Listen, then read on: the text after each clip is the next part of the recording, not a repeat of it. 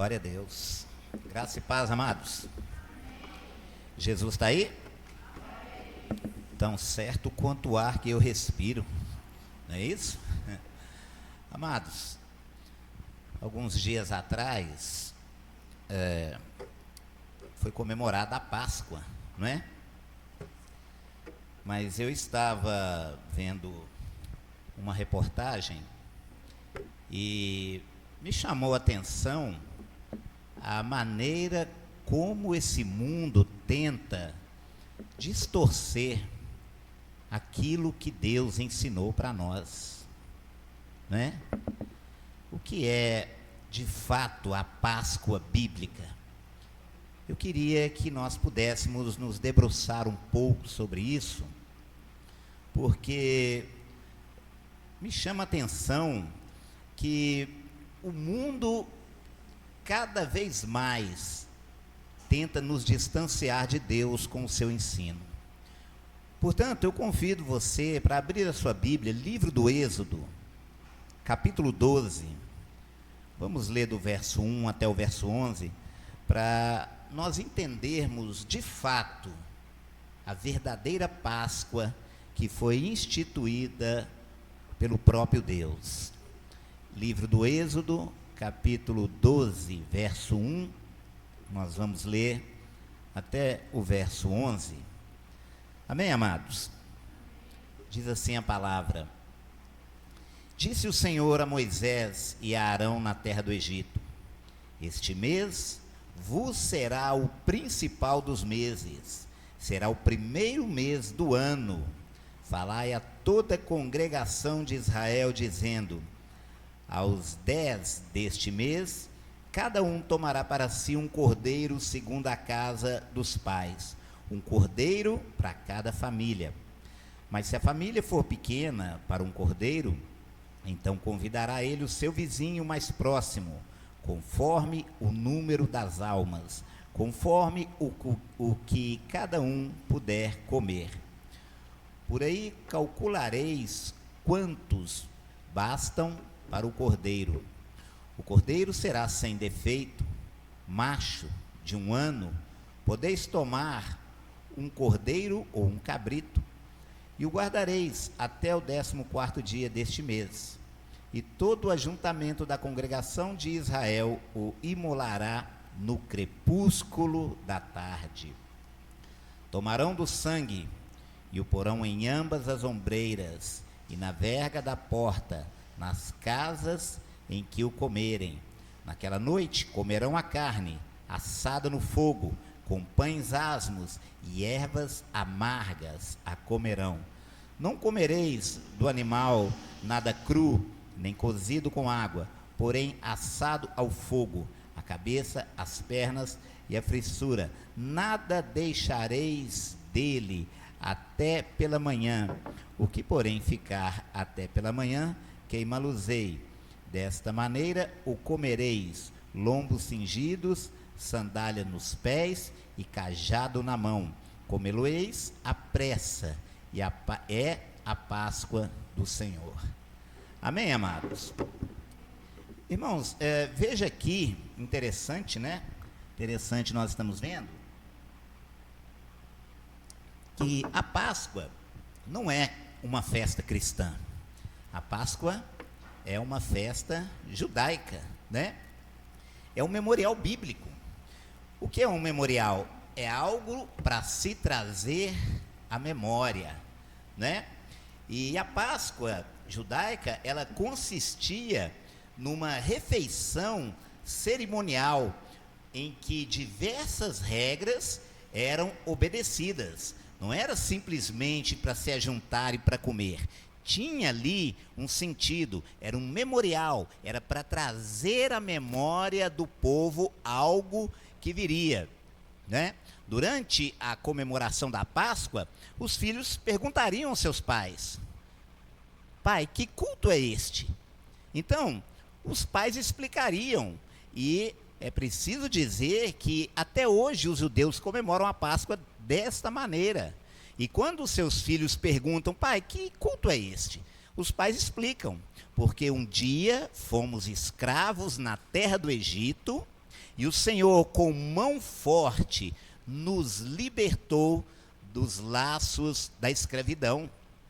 Então, a Páscoa, ela tinha ali esse simbolismo, esse memorial. Assim como Israel precisava ser liberto do Egito, muitas pessoas nos dias de hoje também precisam ser libertadas de prisões invisíveis. Não é isso? Então vamos começar aqui pelo verso 1 para a gente tentar entender exatamente o que era a Páscoa. Olha só, disse o Senhor a Moisés e a Arão na terra do Egito: este mês vos será o principal dos meses, será o primeiro mês do ano. Veja só que Deus está estabelecendo para aquele povo ali uma injeção de ânimo. Deus está dizendo para eles que o calendário deles seria reiniciado, né? Você já parou para pensar o que é um povo sendo escravo?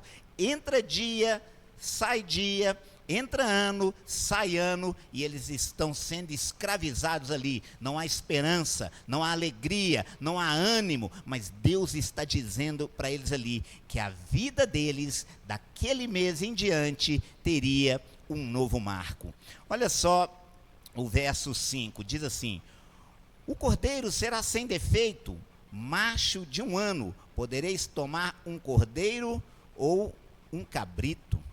É interessante, né, que Deus prescreve tudo para aquele povo.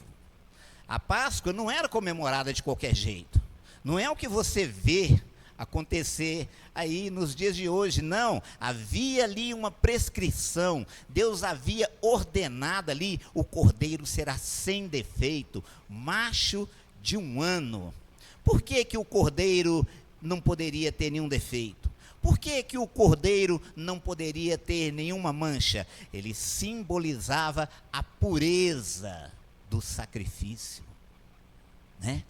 Deus está dizendo: olha, cordeiro sem mácula, sem mancha, indicando que o sacrifício seria puro. É interessante, irmãos, nós lembrarmos que a Páscoa foi instituída 15 séculos antes de Cristo.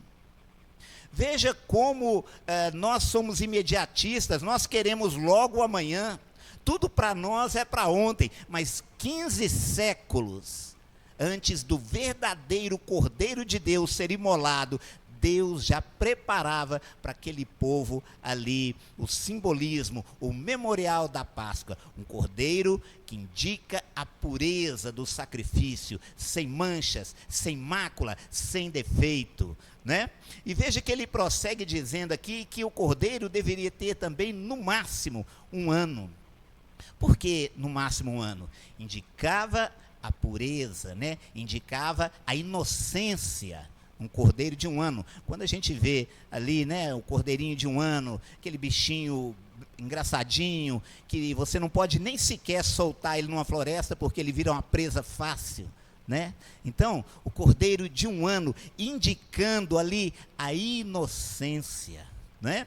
Vamos prosseguir aqui pelo verso 6 e o verso 7. E o guardareis até o 14º dia deste mês, e todo o ajuntamento da congregação de Israel o imolará no crepúsculo da tarde. Tomarão do sangue e o porão em ambas as ombreiras e na verga da porta das casas em que o comerem. Olha só, como eu estava dizendo agora há pouco, havia uma prescrição. Você não podia celebrar a Páscoa da sua cabeça. Você não podia fazer a Páscoa de qualquer maneira, não. Tinha aqui uma prescrição. Essa prescrição é seguida até os dias de hoje na religião judaica, né? E eu vejo aqui o simbolismo claro, um simbolismo. 15 séculos antes de Cristo, Deus já prenunciando o sacrifício que viria. Olha só no verso 6. E o guardareis até o 14º dia deste mês, e todo o ajuntamento da congregação de Israel o imolará no crepúsculo da tarde. Irmãos, vocês sabem que o Senhor Jesus, ele foi preso no jardim do Getsêmani numa noite de quinta-feira.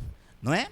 E ele passou a noite de quinta para sexta preso, sendo julgado, sendo espancado, sendo esbofeteado, não é? Uma agonia, um tormento, e pela manhã de sexta, julgado ali por Pilatos. Você consegue imaginar quanta dor? O cordeiro sendo imolado. Você acha que ao longo desta noite de tortura, de espancamento, alguém foi lá, levou um copo de água para ele e disse assim: olha, você está desidratado, você apanhou a noite toda, toma esse copo d'água. Não, o cordeiro era imolado, ele tinha que ser imolado, e pela manhã de sexta ele é levado a Pilatos, é julgado, e no Evangelho de Marcos nós vamos encontrar a palavra dizendo que ele foi crucificado à terceira hora, próximo da terceira hora, ou seja, próximo de 9 horas da manhã. E a palavra ainda continua nos dizendo, lá em Marcos, também em Lucas, que à 9ª hora ele entrega o seu espírito e brada: está consumado. 9ª hora é às 3 horas da tarde. Então, veja aqui a semelhança interessante aqui no verso 6, olha só. E o guardareis até o 14º mês, e todo o ajuntamento da congregação de Israel o imolará no crepúsculo da tarde. Ou seja, a crucificação prolongou-se de 9 horas da manhã até as 3 horas da tarde. Você consegue imaginar quanta angústia, quanta agonia? Mais ou menos 6 horas pendurado no madeiro, chegando próximo do crepúsculo da tarde. Igreja de Cristo, preste atenção. Não bastava só matar o cordeiro. Era preciso que o sangue fosse aplicado. Você viu aqui no verso 7? Olha só. Tomarão do sangue e o porão em ambas as ombreiras e na verga da porta, nas casas em que comerem. Ou seja, só matar o cordeiro não resolvia, não. Eles tinham que pegar o sangue do cordeiro, passar ali nas ombreiras, nos umbrais da porta. É por isso que o nome é Páscoa. Páscoa significa passagem. Exatamente a passagem do anjo do Senhor pelo Egito. E quando o anjo do Senhor passasse pela terra do Egito, ele passaria, daí o nome Páscoa, ele passava direto pelas casas em que o sangue estivesse aplicado, né, nos batentes da porta. Ele passava direto. Então, o que eu aprendo aqui? Eu aprendo que não adiantava só matar o cordeiro. Era preciso aplicar o sangue dele nos umbrais das portas das casas. As famílias teriam a sua proteção, a sua segurança pelo sangue que estava ali nas vergas das portas. Então, amado, o que eu aprendo aqui? O livramento não estava numa casa bonita. Os egípcios tinham palácios. Os egípcios tinham verdadeiras mansões, palácios lindos, maravilhosos, banhados a ouro, mas não tinham o sangue. E quando o anjo do Senhor passa pela terra do Egito, ele passa e mata cada primogênito de cada família egípcia, porque não tinham o sangue nos batentes das portas. Mas em Israel a palavra diz que nenhum cão sequer rosnava, porque o povo obedeceu. Eles imolaram o cordeiro no crepúsculo da tarde, mas espargiram seu sangue ali pelos batentes das portas. Sabe o que eu aprendo com isso? Não é pelo que eu sou, é pelo sangue que foi aplicado em mim. O cordeiro foi morto, o cordeiro foi imolado, o sangue foi derramado, mas ele precisa ser aplicado em nós. O sangue não é mais aplicado nas portas, não é mais aplicado nos batentes, não é mais aplicado no marco da porta. O sangue é aplicado em nós. Então não é sobre quem eu sou, não é sobre quem você é, é sobre o sangue que está aplicado em você. É por isso que nós temos paz com Deus. É por isso que nós somos reconciliados com Ele. Não adianta só o cordeiro morrer. Por isso que às vezes a pessoa fala assim: eu creio em Deus. Não, eu creio, eu acredito. Eu sei que Deus morreu para me salvar. O cordeiro morreu, mas o sangue não foi aplicado. Ele não quer deixar o pecado. Ele não quer renunciar a uma vida de pecado. O cordeiro foi morto, mas ele não aplica o sangue na sua vida. E aí não vai adiantar, porque os egípcios também viram um cordeiro sendo mortos, mas não aplicaram nas suas casas.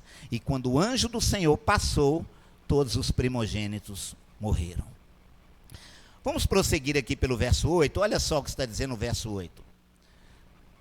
Naquela noite comerão a carne assada no fogo, com pães asmos e ervas amargas a comerão.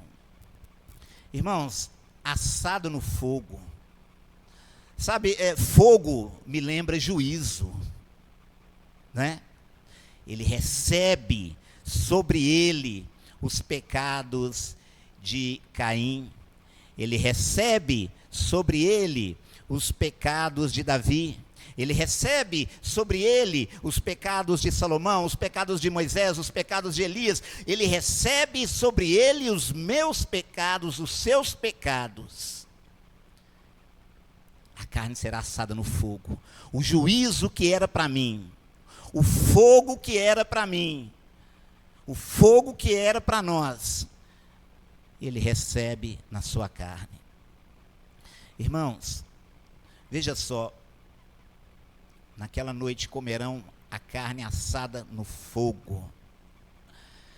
A crucificação, irmãos, ela prolongou-se por praticamente por toda uma tarde. Porque, como eu disse, ele estava pendurado de 9 às 3 da tarde, recebendo sobre si os nossos pecados. Eloi, Eloi, lama sabactani, Deus meu, por que me desamparaste? Como pode um Deus santo, como pode um Deus puro olhar para aquele que está recebendo todos os pecados da humanidade? Carne assada no fogo, o juízo de Deus sobre o seu filho. Mas note que ele prossegue dizendo aqui: naquela noite comerão a carne assada no fogo com pães asmos e ervas amargas. Eu tenho certeza que todos vocês já comeram um pão sem fermento, né? O pão asmo nada mais é do que um pão sem fermento. E o que a gente percebe quando come um pão sem fermento? Quando você come um pão sem fermento, ele nos lembra pureza, é uma massa pura. O fermento é algo que se espalha, né? Ele se espalha, ele faz crescer, e nós vamos ver ao longo dos evangelhos, Jesus várias vezes fazendo comparação sobre o fermento, né? Acautelai-vos com o fermento dos fariseus. Fermento na Bíblia lembra pecado, né? Então, é algo que se espalha com muita facilidade. Mas Deus está dizendo que o pão deveria ser comido sem fermento, um pão de massa mais pura, né? E ele prossegue dizendo ainda no verso 8, olha só: com pães asmos e ervas amargas a comerão. Irmãos, por que Deus está ordenando que o cordeiro seja comido com ervas amargas? Irmãos, as ervas amargas é para lembrar aquele povo a amargura da escravidão. Porque é muito bom você comer ali um cordeiro, não é? A carne temperada, assada, uma delícia, mas tem que se lembrar de quem você é. Deus queria que aquele povo se lembrasse que eles eram escravos, e nada melhor do que ervas amargas para trazer à memória daquele povo que eles ainda eram escravos. Comiam com ervas amargas, para se lembrar que não havia esperança, para se lembrar que os seus filhos também seriam escravos, assim como eles. A amargura da escravidão. Comereis com ervas amargas. Mas prosseguindo ainda pelo verso 8, olha só. Comereis com ervas amargas, a comereis. Não comereis do animal nada cru, nem cozido em água, porém assado no fogo. Né? E olha só o verso 10. Nada deixareis dele até pela manhã. O que, porém, ficar até pela manhã, queima-los-ei. É interessante, né, irmãos? Não podia sobrar nada. Você tem o cordeiro ali sendo comido com ervas amargas, com pães asmos, mas havia uma ordenança. Você está vendo, você está percebendo aqui uma coisa diferente? Não é do seu jeito, não é do jeito que eu quero, é do jeito que Deus mandou fazer. Não é para sobrar nada do cordeiro, não pode sobrar. Então, o que eu aprendo com isso? Eu aprendo aqui que nada do corpo de Cristo também foi deixado além da hora do sacrifício. Sabe, muitas pessoas eram crucificadas na época de Jesus e deixavam os corpos na cruz. Deixavam lá para ser comido pelas aves do céu. Deixavam lá para apodrecer, ninguém se preocupava. Mas Jesus não. Na terceira, próximo de 15 horas, o corpo de Cristo foi retirado, não sobrou nada dele, nem na cruz e nem no sepulcro. Não é isso que aconteceu quando Maria Madalena vai ao sepulcro? Onde puseram o meu Senhor? Não está mais aqui, já ressuscitou. Você consegue enxergar aqui a semelhança? A ordem de Deus: não deixarei sobrar nada do cordeiro. Se sobrar alguma coisa, vocês têm que queimar. Que maravilha! O sacrifício de Cristo, irmãos, foi um sacrifício completo. O sacrifício de Cristo, ele foi perfeitamente consumado. Nada sobrou do corpo dele na cruz. Nada sobrou do corpo dele no sepulcro. Cordeiro de Deus que tira o pecado do mundo. Que maravilha! Vamos ver ainda aqui no verso 11. Olha só o que diz a palavra. Desta maneira o comereis. Olha aqui, tem mais prescrição aqui. Não parou por aí não. Veja só. Verso 11. Desta maneira o comereis, lombos cingidos, sandália nos pés e cajado na mão. Comê-lo-eis à pressa. É a Páscoa do Senhor. Quando a gente vai fazer uma comida especial em casa, a gente veste uma bermuda, né? Alguns ficam sem camisa, né? Você está assando lá na churrasqueira, você fica à vontade, né? Mas a Páscoa não. Olha só a prescrição de Deus. Desta maneira o comereis, lombos cingidos, né? Sandálias nos pés e cajado na mão. Comê-lo-eis à pressa. É a Páscoa do Senhor. Lombos cingidos, irmãos, era uma espécie de cinto. Eles tinham aquelas roupas soltas, né? Já prendiam os lombos para facilitar a caminhada, né? Então, olha só, lombos cingidos, sandália nos pés e cajado na mão, comê-lo-eis à pressa. Era para comer com pressa também. Nada de você ficar lá degustando. Olha, eu acho que faltou um pouquinho de alho aqui. Olha, se eu colocar um molhozinho, não. Era para comer com pressa. Então, o que eu aprendo aqui? Eu aprendo que aquele povo deveria comer como quem está prestes a viajar. Como quem está prestes a sair. Sabe por quê? Porque a libertação exige prontidão de nós, irmãos. A libertação exige que você esteja pronto para ela. Não dá para você ficar relaxado. Não dá para você ficar indeciso. A hora é agora. O momento é esse. Não adianta querer libertação, mas continuar vivendo como um escravo.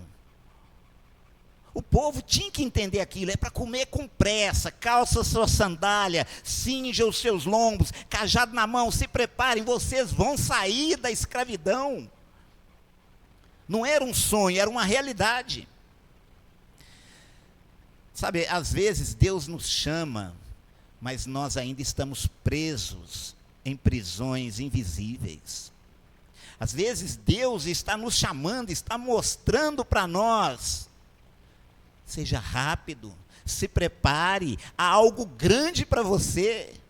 Eu estou com algo grande, estou te dando, mas por que você está aí parado? Por que você está nessa tranquilidade toda? Por que você está postergando? Não era para comer com pressa, lombo cingido, sandália nos pés, cajado na mão, comer com pressa. Que maravilha. Igreja de Cristo, preste atenção. Tem uma certa pressa para os salvos deixar esse mundo. Sabe por quê? Porque o crente é um forasteiro aqui. Irmãos, nós somos forasteiros nesta terra. E nós precisamos caminhar apressadamente. Sabe por quê? Porque nós temos prioridades. Nós precisamos levar esse evangelho àqueles que estão sendo despedaçados pelo pecado. Nós temos prioridades em nossas vidas, precisamos santificar, porque a palavra diz que sem a santificação ninguém verá o Senhor. Então nós precisamos andar com pressa, cajado na mão, lombo cingido, comer com pressa, como quem vai viajar. Não dá tempo de ficar indeciso. Não dá tempo para a gente ficar pensando assim, amanhã. Sabe que amanhã era de Faraó? Quando Moisés chegava e falava assim, deixa ele meu pai, falava assim, amanhã eu deixo. Depois Moisés voltava, olha, disse o Senhor, deixa ir o meu povo, amanhã vos deixarei ir. Às vezes a gente faz assim, amanhã eu vou ser um crente de verdade, amanhã eu vou parar com isso, amanhã, mas hoje não, hoje ainda não, né? Mas não é isso que a palavra está dizendo. Deus queria que o povo comesse com pressa, sandália nos pés, cajado na mão, lombo cingido. Igreja de Cristo, eu quero finalizar essa palavra aqui, chamando a sua atenção para um detalhe. A Páscoa que este mundo comemora é muito distante da Páscoa estabelecida por Deus. Está muito longe. Sabe por quê? Porque a Páscoa que nós vimos aqui em Êxodo 12 era uma celebração, era um memorial. A Páscoa que você está vendo este mundo comemorar é apenas um consumo, né? Estimula você a consumir. O Cordeiro de Deus foi substituído pelo coelhinho da Páscoa. Já pensou? O Cordeiro de Deus nada, agora é o coelhinho da Páscoa, né? É o coelhinho da Páscoa. As ervas amargas, lembra das ervas amargas que Deus mandou colocar lá na ceia? Quando você for comer ali o cordeiro, você comer as ervas amargas, para você lembrar da amargura da escravidão? Não, isso aí está por fora. Vamos colocar chocolate. Chocolate estimula a serotonina, né? Aquela sensação de prazer, não é isso? Você percebe o que esse mundo tenta fazer conosco? Deus manda colocar ervas amargas para trazer à nossa memória o que nós éramos quando éramos escravos, mas o mundo não, ele manda você colocar chocolate, né? Para trazer essa sensação de prazer. Irmãos, o amargar da escravidão foi substituído pelo chocolate. Na Páscoa comemorada por este mundo, há muitos doces, há muito chocolate, tem um coelhinho da Páscoa fofinho e muita ligação com aquilo que é comercial. Mas a mensagem da verdadeira Páscoa é clara. Deus oferece um novo começo. Você lembra aqui no verso 1? Este mês vos será o mais importante. Deus dando esperança, Deus dando ânimo para aquele povo. Providenciou o Cordeiro perfeito. O sangue foi derramado. Cabe a nós agora decidir. Vamos permanecer no Egito ou vamos viajar? Igreja de Cristo, preste bem atenção. Eu quero finalizar essa palavra aqui dizendo uma coisa para você. Devem os crentes comemorar a Páscoa hoje? Não. Sabe por quê? Porque 15 séculos após a instituição da Páscoa, o Senhor Jesus se reuniu com seus discípulos numa certa ocasião em que ele partiu o pão e distribuiu ali entre eles o vinho. Ele instituiu a ceia do Senhor. Sabe por quê? Porque Ele é o Cordeiro de Deus. Ele é a nossa Páscoa. Então, tudo bem, você gosta do seu chocolate, né? É maravilhoso você comer o seu chocolate. Mas lembre-se uma coisa: Jesus Cristo é a nossa Páscoa. Jesus Cristo é o Cordeiro de Deus, não é coelhinho da Páscoa. É Jesus, o Cordeiro de Deus. E todas as vezes que nós nos reunimos para participar da ceia do Senhor, nunca se esqueça que a ceia também é um memorial. Quando os nossos filhos nos perguntam assim: pai, o que aconteceu? Aquele culto foi diferente. Distribuiu-se o pão, o vinho, e aí nós vamos fazer igual aquele povo. Até hoje os judeus explicam para os seus filhos: meu filho, isso aqui é porque nós éramos escravos na terra do Egito, e Deus nos libertou com mão forte e nos tirou de lá. E nós hoje explicamos aos nossos filhos que a ceia do Senhor é para trazer a memória, a grande libertação que o Cordeiro de Deus proporcionou também às nossas vidas. Amém, amados? Que Deus nos abençoe, que o Senhor possa continuar trabalhando em nós, através de nós. Vamos orar? Pai Santo, eu te agradeço, ó Deus, pela tua palavra que o Senhor nos concedeu nesta noite. Nós vimos aqui, ó Pai, que este mundo tenta distorcer, ó Pai, aquilo que o Senhor ensinou. Nós vimos aqui, ó Pai, que a Páscoa comemorada por esse mundo está muito distante da Páscoa que o Senhor instituiu. Mas graças a Deus, por nosso Senhor e Salvador Jesus Cristo, Cordeiro de Deus, Cordeiro sem mácula, que verteu o seu sangue e o aplicou sobre nossas vidas, ó Pai. Por causa dele temos paz contigo. Ensina-nos, ó Deus, a discernirmos aquilo que vem de ti. Ensina-me, ó Pai, a discernir aquilo que te honra e aquilo que te desonra. Porque o Cordeiro de Deus deu a sua vida em resgate de muitos. É nisso que nós cremos, para o louvor da tua glória. Amém. Eu volto a palavra aqui ao seminarista Samuel, estará finalizando o culto desta noite. Amém, amados? Muito obrigado.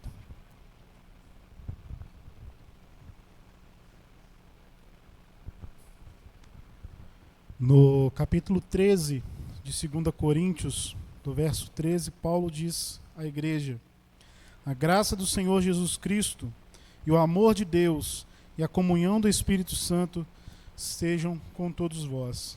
Meus irmãos, nosso culto está encerrado. Que Deus abençoe, tenha uma ótima semana. Não vá embora, cumprimente os irmãos que estão ao seu lado, que estão com você aqui nesse momento de celebração. E eu vou estar indo para a porta ali, quero dar um abraço a cada um, tá bom? Deus abençoe e boa semana.